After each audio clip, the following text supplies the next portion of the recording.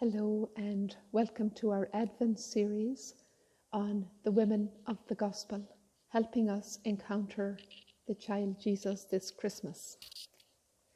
Today we're going to talk about one of those women, the bride of Cana. So I know you're all decked out and ready to attend the wedding as a bridesmaid. And of course the bride of Cana is waiting for you. Maybe she runs out into the yard when she sees you coming and she tells you, "We have great news, Jesus is coming to my wedding." And you are so excited with her and she wonders, I wonder will there be enough wine and enough food, because Jesus is bringing all his followers with him as well. And you tell her, "Oh, don't worry, it's your big day anyway."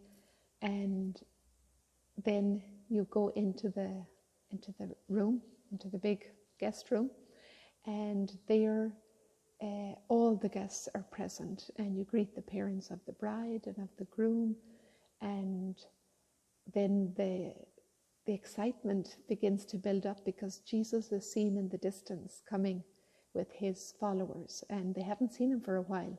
So everyone who knows him, relatives and friends, are all excited to see Jesus with his new followers.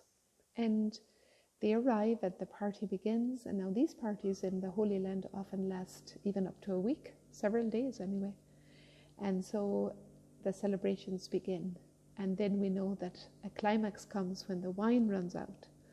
And the bride is really troubled. You see her so worried and you're wondering what's gone wrong.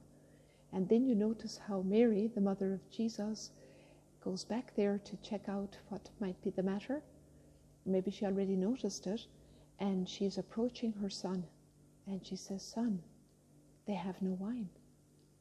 And then Jesus says to her, "Woman, what is this to me and to you? My hour has not yet come."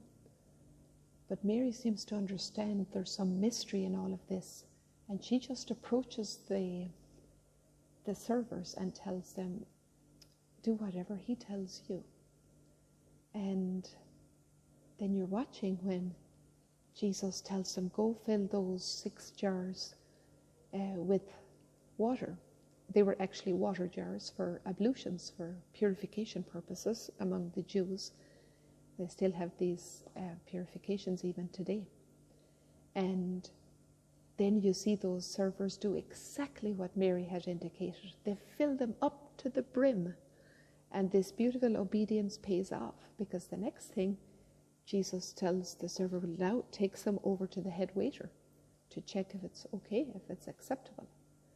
And of course Jesus knows, but he follows the custom, and the head waiter tastes it.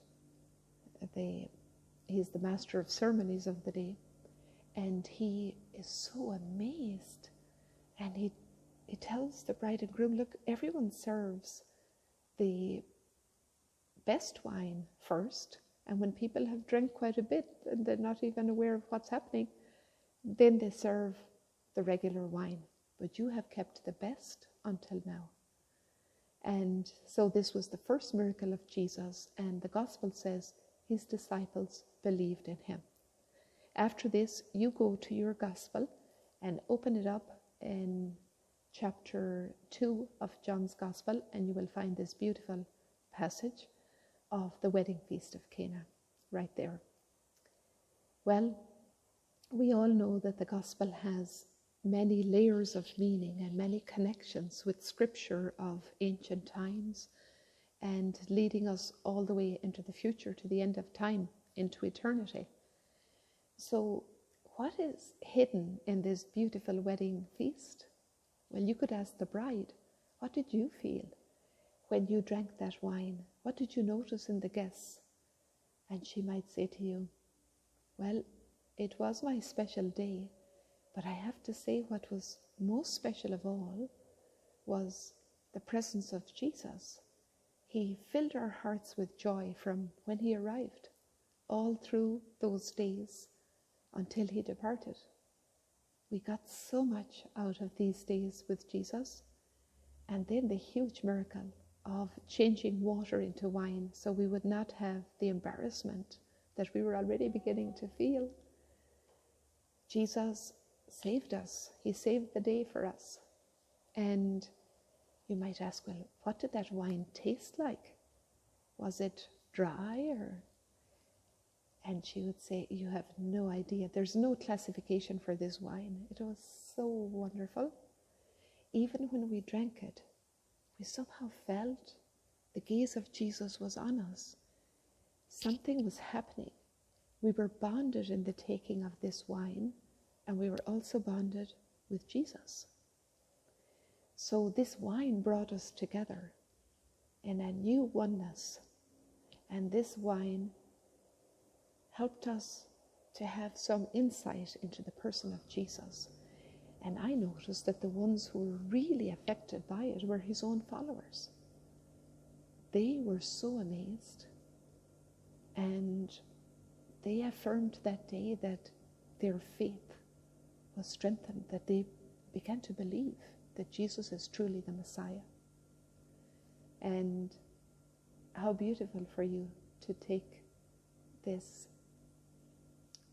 story of the gospel and step into it and talk to the people and listen to them and sit with Jesus at his table. Why not? And with Mary, his mother, and listen to what advice he's giving the young couple. Advice for her and for him on how to live their relationship, how to run their home, how to raise their family. Beautiful lessons taken from Scripture and beyond.